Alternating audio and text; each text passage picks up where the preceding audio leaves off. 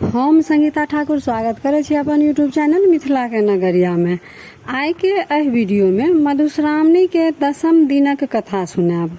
10म दिन के कथा में कार्तिकक जन्म, गणेशक जन्म के कथा सुनब आ गौरी के ननद के शौक होइ छन, भागिन के शौक होइ छन, गौरी छिनार के ना बनै छथि, चोरनी के ना बनै छथि, यह सब वर्णन आइ के कथा में अछि। तो चलू आब कथा के ओर चली। तो सबसे पहले कार्तिक के जन्म के कथा सुनी। एक समय महादेव गौरी के संग संभोग करबाक इच्छा से निर्जन वन में गेला। ओतऽ ओ सुगंधित झाड़ी में संभोग करऽ लगला। महादेव संभोग में अतेक लीन भ गेला जे हुनका सब किछ बिसरा गेलनि। संभोग करैत करैत बहुत दिन बीत गेलनि। देवता लोकनि के एहि से चिंता हुअ लागल। ओ लोकनि ब्रह्मा ओतऽ पहुँचला आ महादेव जहि रूप में संभोग में लीन छला से कहि सुनेलथि। एहि से संतान हेतनि से केहन हेतनि? ब्रह्मा कहलक, अहाँ लोकनि कोनो चिंता नहीं करू, सब कल्याणे हैत। मुदा एतना अवश्य ध्यान राखल जात जे गौरी के पेट से अगर संतान हैत तो ओ समस्त संसार के नाश क देत।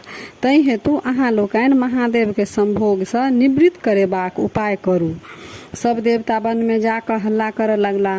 हल्ला केला से महादेवक ध्यान टूटल आ संभोग से निवृत्त भेला। महादेव संभोग से उठला तऽ हुनकर अंश पृथ्वी पर खसि पड़लनि। गौरी के एहि से बड़ क्रोध भेलनि। ओ सब देवता के श्राप द देलखिन आ कहलखिन कोनो देवता के संभोग से आब बच्चा नहीं हेतनि। महादेवक अंश पृथ्वी सहन नहीं कर सकली। ओ अंश आगि में फेंक देलखिन। आगि सेहो नहीं भार उठा सकला। ओ ओकरा सरपत वन में फेंक देलनि। सरपत पर जाकर ओ अंश 6 मुँह वाला एकटा बच्चा भ गेल। ओही बाटे कृतिका जे छलखिन से एकटा ऋषि के बेटी छलखिन। ओ जाइत छल। ओ सब जे देखलखिन कनैत तो बच्चा के तो ओ उठा लेलक, अपन दूध पिया के ओही बच्चा के सब पोसलक। पैघ भेला पर बच्चा के सब तरहक शिक्षा देलखिन। बच्चा के पोसे वाला छलखिन कृतिका सब, तो ओ बच्चा के नाम कार्तिकेय रखलखिन। गणेश जी के जन्म के बाद जखन गौरी आ शंकर जी के पता लगे छन जे कार्तिक के जन्म भेल अछि तऽ ओ फेर बजा लै छथिन। जखन ओ घूमि कऽ अबै छथिन तऽ सब देवता सब अभिषेक कऽ कऽ हुनकर आ अपन सेनापति बना लै छथिन। तब तारकासुर के मारि कऽ आ इंद्र के अपन राज्य वापस कऽ दै छथिन। ई रहा कार्तिक के जन्म के कथा। अब देखियो गणेश के जन्म केना हेतन से गणेशक कथा के जन्म सुनो। देवता लोकनि द्वारा प्रथम संभोग में बाधा होबाक कारणे गौरी चिड़चिड़ा गेली। ओ सतत रुष्ट रहऽ लगली। कार्तिकेय जन्म तापत भ गेल छलनि, किंतु हुनका लोकनि के एकर खबर नहीं छलनि। महादेव गौरी के खुश रखबाक हेतु बहुत चेष्टा केलखिन, किंतु ओ खुश नहीं रहै छली। महादेव के एकरा लेल बड़ चिंता भेलनि। ओ एक दिन गौरी से पूछलखिन जे अहाँ एना किया करै छी? अहाँ कोना प्रसन्न रहब से हमरा स्पष्ट कहू। ओ कहलनि, अहाँ अंतर्यामी छी, अहाँ सबक मनक बात बुझि जाइ छी, तखन हमर मनक बात किया नहीं बुझै छी? हमरा कोना विश्वास हैत जे अहाँ नहीं कोनो बात बुझै छी? मूर्ख पति के स्त्री सब बात कहै छै, किंतु हे स्वामी अहाँ तऽ अंतर्यामी छी, हम अहाँ के कहब तखन अहाँ बुझबै। यदि अपने हमरा पूछै छी तऽ हम अपने के कहै छी। स्त्री लेल संसार में सबसँ पैघ सुख नीक पुरुष के संग संभोग करबाक अछि। ओहि संभोग में यदि कोनो प्रकार के बाधा होइ अछि तऽ एहिसँ बढ़ि कऽ कोनो दुख नहीं अछि। एहि दुख से स्त्री दिनानुदिन खिन्न आ झक्खी स्वभाव के भऽ जाइ अछि। आब अपने सोचू जे हमरा केहन भारी दुख अछि। एक तऽ संभोग में विघ्न, दोसर अपने अंश पृथ्वी पर खसि पड़ल आ सबसँ पैघ दुख ई जे अखन तक हम निसंतान छी। जकर पति स्वयं त्रिलोकीनाथ छथि तकरा बेटा नहीं छनि। जाहि स्त्री के बेटा नहीं तकर जीवन व्यर्थ छी। तपस्या, योग, दान इत्यादि नीक कर्म आन जन्म में काज दै अछि, मुदा नीक बेटा इएह लोक में परलोक में सुख दै अछि। हे प्राणनाथ, अहाँ सर्वोपरि सर्वज्ञ छी। हम आब कोन उपाय करू? कृपया कऽ कऽ हमरा कहू। पार्वती बात सुनि महादेव कहलनि, हे गौरी निराश नहीं हो, सब बातक उपाय अछि। माघ सुदी त्रयोदशी से सुपुष्य नामक विष्णुक व्रत आरंभ होइ अछि से भरि साल चलैत रहै अछि। एहि व्रत में बड़ खर्च आ कष्ट होइ अछि, मुदा तुरंत फल देनिहार हन। दोसर कोनो व्रत नहि अछि। अहाँ चिंता नहि करू, हम सब प्रबंध कऽ देब। कोनो वस्तु के तकलीफ नहीं हैत। गौरी प्रसन्न भ अगिला माघ सँ सुपुष्य व्रत प्रारंभ केलथि। व्रत समाप्त क गौरी महादेव संग कैलाश पर सुंदर निर्जन स्थान में सुख विलास करऽ लगली। जखन महादेवक अंश खसबाक समय भेलनि तखन भगवान विष्णु एकटा बूढ़ तपस्वी ब्राह्मण के रूप में ओतऽ गेला आ हाक पारलनि, परमपिता महादेव आ जगत माता गौरी, अहाँ लोकनि कतऽ छी? हम भूखे मरि रहल छी, किछु खुआउ आ हमर प्राणक रक्षा करू। भूखल ब्राह्मणक हाक सुनि दुनू गोटे धरफरा कऽ उठि कऽ दौड़ला। एहि बीच महादेवक अंश पलंग पर खसि पड़लनि। गौरी महादेव ब्राह्मण आदर सत्कार में लागि गेला, हुनका पूछि पूछि कऽ भोजन कराबऽ लगला। एकाएक ब्राह्मण देवता अंतर्ध्यान भऽ गेला। ओहि समय में आकाशवाणी भेल जे अहाँ के व्रतक फल पलंग पर खेला रहल अछि, जाउ पुत्र के देख कऽ जीवन सफल करू। आकाशवाणी सुनि कऽ गौरी दौड़ली, देखै छथि एकटा सुंदर बच्चा पलंग पर खेला रहल अछि आ अपना अंगूठा अपन चूसि रहल अछि। दुनू गोटा के असीम आनंद भेलनि। कैलाश पर उत्सव मनायल गेल। देवता लोकनि आबि बच्चा के आशीष देलथि। हिमालय सेहो सपरिवार एला। बच्चा के नाम गणेश राखल गेल। एहि उत्सव में शनि महाराज सेहो एला।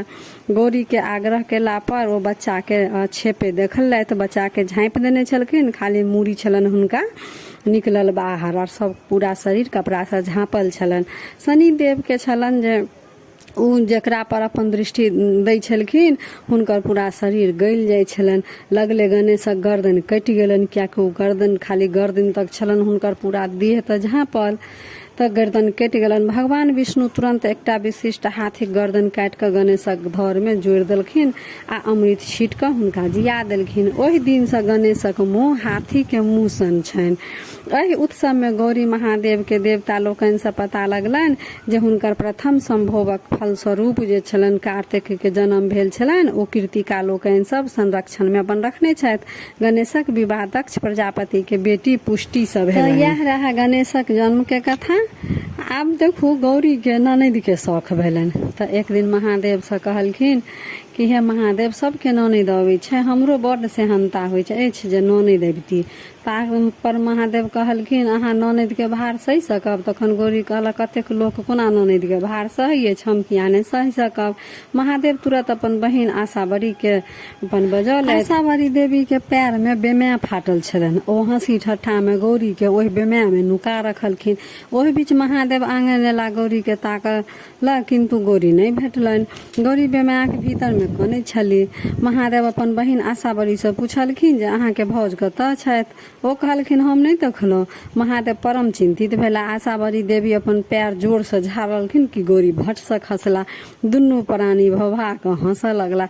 एक दिन महादेव बहुत रास मछली आनलथि। गौरी अपन खूब बढ़िया से माछ बनौलथि, अपन ननद के खिएलखिन। ओ धीरे धीरे धीरे सबटा खंड खंड कऽ कऽ माछ खा गेलखिन। गौरी देने जाथिन खंड खंड, ओ माछ खेने जाथिन टपाटप अपन। एहि तरह आशावरी देवी सबटा माछ खा गेली।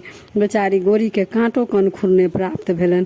आब गौरी अक्षा के महादेव से कहलखिन आब हिनका विदा कऽ दियौन, एहन ननद से हम बाज एलहुँ। महादेव हंसऽ लगला आ कहलक हम पहिनहे मना करै छलहुँ ने जे अहाँ ननद के भार नहीं सही सकब, किंतु अहाँ तऽ जिद पर छलहुँ। एतबे दिन में तऽ तंग भऽ गेलहुँ, किछु दिन और रखियौन, तखन सब सेहनता पुरि जायत। गौरी निहोरा करऽ लगलखिन हम गोर लगै छी, जल्दी हिनका विदा कऽ दियौन, नहीं तऽ आब हमरो खा जेती। महादेव बुझा सुझा कऽ अपन बहिन के विदा केलथि। आब गौरी के कुछ दिन बाद भगिना भगिनी के शौक भऽ गेलनि।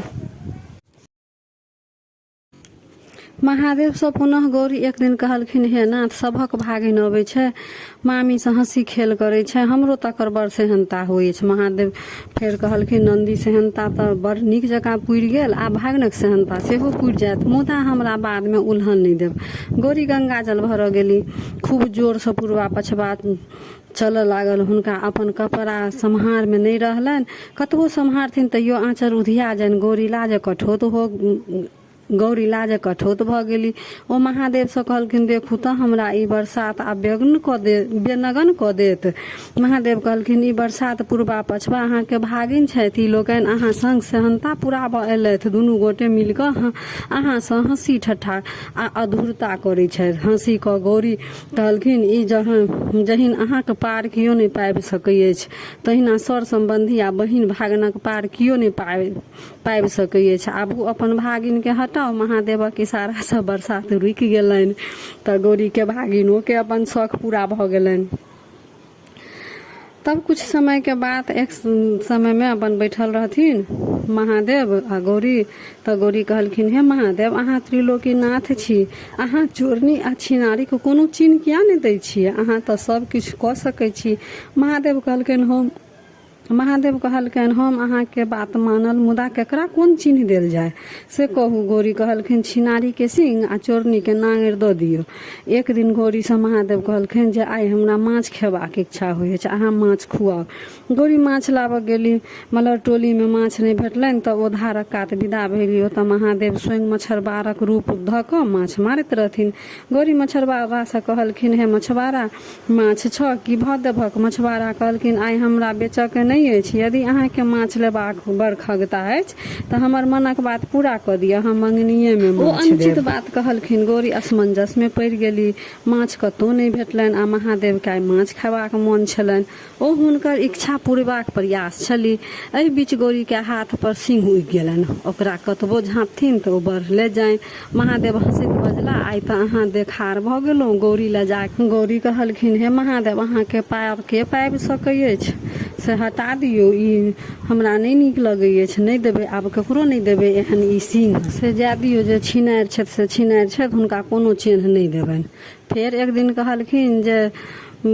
दिन कहलखिन महादेव हड़बड़ायल एलखिन आ गौरी से कहलखिन जे हमरा जल्दी से भोजन कराउ, बहुत आवश्यक अछि। ओहि समय में गौरी के दीर्घ शंका लागल छलनि। कतबो रोकलखिन किंतु ओ नहीं रुकलनि। ओ शीघ्र ओहि शंका से निवृत्त भऽ ढाकन से झाँपि देलखिन। महादेव झाँपल वस्तु के देख कऽ गौरी से पूछलक जे की चोरा कऽ रखने छी। गौरी लाज कठौत भऽ गेली। ओ की कहथिन किछु नहीं फुरानि। गौरी के एहि बीच बड़ पैघ नांगर लटकि गेलनि।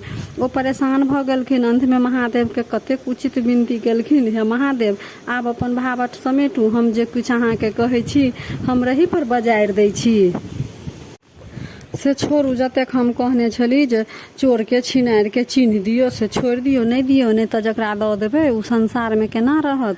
ककरो ने कोनो मजबूरिये बस हेतै चोरी करे के, कोनो मजबूरिये बस मन में कोनो एहन शंके चलि एतै, ककरो प्रति शंके चलि एतै, कोनो पुरुष के देख कऽ मोने हेतनि कोनो स्त्री के, तऽ ओकरा तऽ फेर भरि दुनिया दूरछी करऽ लगतै। से छोड़ि दियौ, ई नहीं दियौ, चिन्ह तिन्ह नहीं दियौ केकरो, सबके ओहिना रह दियौ एके समान। से कोनो ने कोनो बहाने हर स्त्री में कनी ने कनी ई सब बात रहिते छै। से छोड़ि दियौ, सबके ओहिना रह दियौ, ककरो नहीं कोनो चिन्ह दियौ, सबके एक समान रह दियौ। तऽ यह रहा 10म दिन के कथा के वर्णन। तऽ वीडियो केहन लागल कमेंट जरूर करब, आ नीक लागल तऽ लाइक शेयर सब्सक्राइब कऽ कऽ मैथिली भाषा के सपोर्ट जरूर करब। फेर हम उपस्थित होइ छी एकटा नया वीडियो के संग, ताबे तक जय मैथिली। फेर उपस्थित होइ छी एकटा नया वीडियो के संग, ताबे तक जय मिथिला, जय मैथिली।